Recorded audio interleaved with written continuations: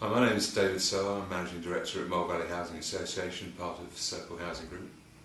Can you explain a little of the history of this project in West Street? Yes, this building I think has been derelict for some years now. After the Mole Valley Housing Association was established about 3.5 years ago, we thought this would make a great opportunity to provide some additional affordable housing for people in Dorking. And how long has this project been up and running?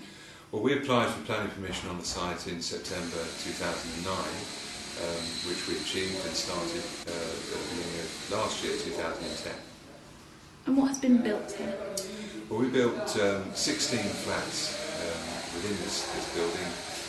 13 of those are being sold for shared ownership, and 3 of them are available for social rent, and it consists of 2, 3 and 1 bedroom. The building's obviously got a big historical aspect to it, and it's a busy traffic location. So what have the challenges been with the project?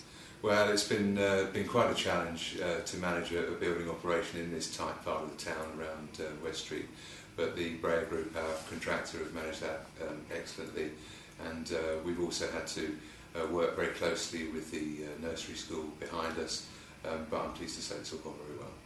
And for people who will end up living in the apartments, what are the standout features in your opinion?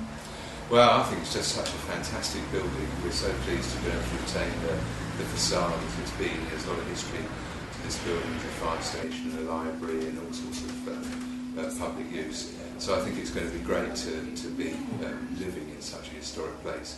But the outstanding features, as you can see from this film, the interiors of the flats are just wonderful, fantastic views, a really great accommodation at an affordable price. Why is a project such as this necessary for an area like Dorking? Well, I think as most people who live around here will know, house prices in Mole Valley are just fantastic.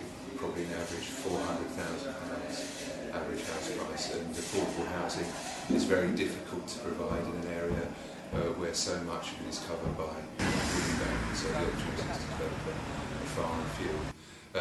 But town centre opportunities as well are difficult to come by, and to be able to provide 16 new flats for people in housing need, which we know is very high in the district, is a brilliant opportunity.